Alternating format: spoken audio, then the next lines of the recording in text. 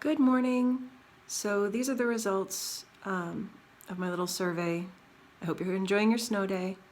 So we're going to start with number 19 since that was the most popular. We'll do a couple of these and hopefully it'll be helpful. All right, so number 19 was this depth problem, and we have this sort of trapezoidal prism. So we're going to answer this information. I'm going high tech here. I have a stack of boxes next to me so that we can do this on paper, and just follow along. All right. So here's my rendering of what's going on. The total volume of this thing, because the very first problem wants to know what percent of the pool is filled. The thing I want you to remember is that the volume of anything is the area of the base times the height. And the easiest thing for me to conceptualize on this thing for the base is actually this side, this trapezoidal side, because I can find the area of a trapezoid pretty easily, which means that this right here is a trapezoid who the length is 12 meters. One of the heights is 3 meters, the other is 1 meter. And so if I can find the area of this thing and then multiply it times the length here, then I'll have, or the sort of height if I rotate it, then I'll have the full volume of this if it were full. Because we're trying to figure out what percent is already full. So I'm going to need to know what the full volume is, and then I'll have to calculate what the part of the volume is here.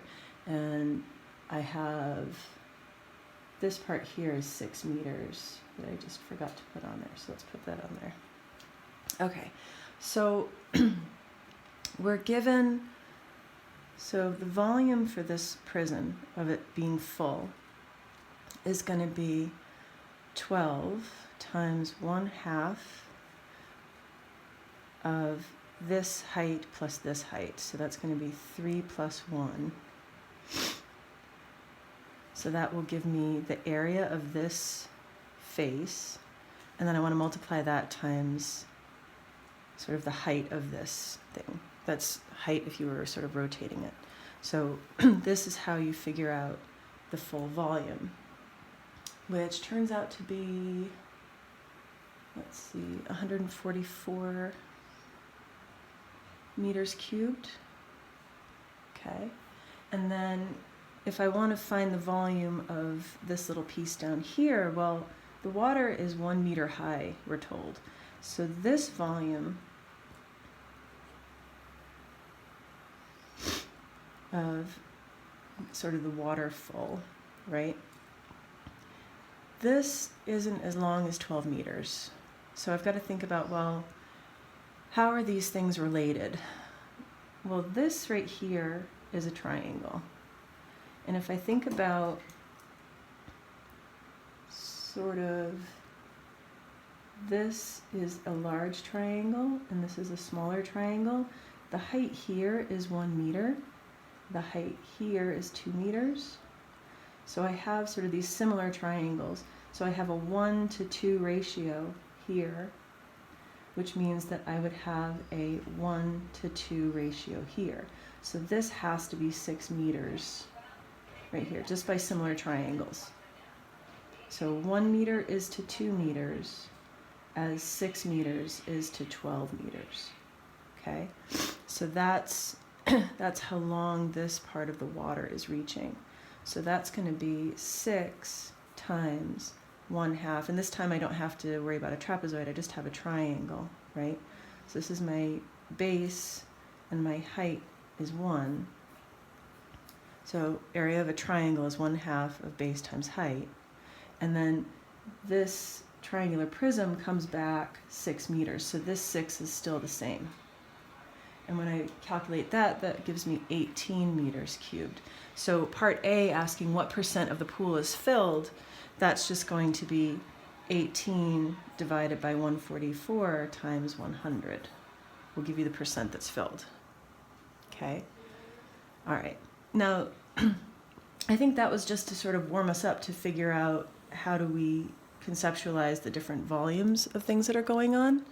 So now we're going to get to part B, which says, at what rate is the water level rising? And this is where we're going to do our gist. So G, I, S, and T.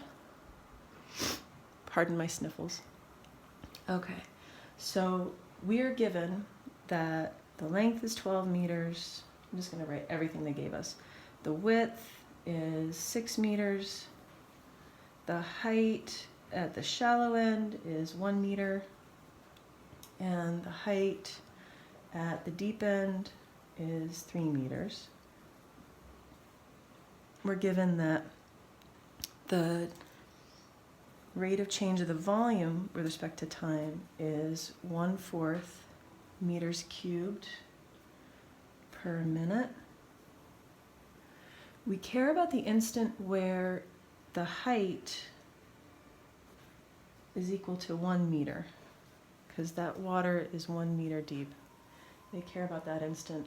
And the thing we're solving for is how fast is the height changing at that moment. So that's going to be dH over dt. So that's what we're solving for. And the thing that we're going to take has to do with the volume of this water here. Well, let's think about how we just calculated that. So this 6 came from this length here, right? The 1/2 came from trying to find the area of a triangle, and the 1 came from this height here. So we need to put that together. So things that we need to take is that when the height is less than 2 meters, we have a triangle-based prism.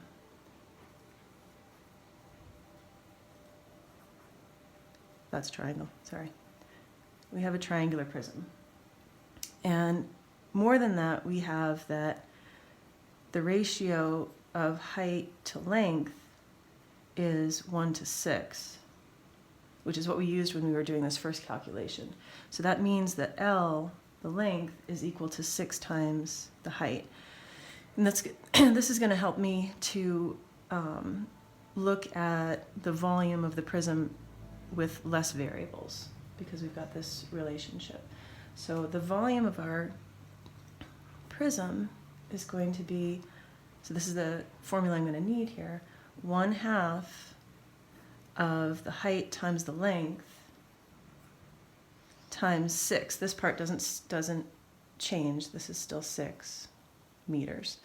So, but here I can take this, and since length is equal to 6 times height, I can have that the volume is equal to 1/2 times, I'll keep this h here, but this L will become 6h, and then times 6. All right, so just to clean this up, this becomes